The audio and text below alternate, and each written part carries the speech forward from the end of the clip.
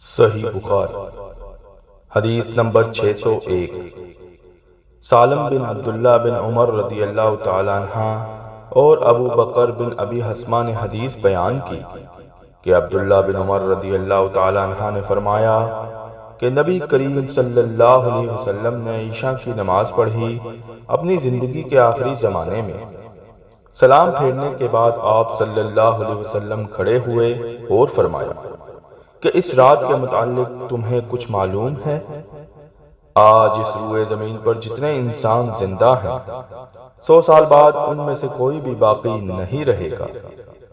لوگوں نے نبی کریم صلی اللہ علیہ وسلم کا کلام سمجھنے میں غلطی کی اور مختلف باتیں کرنے لگے۔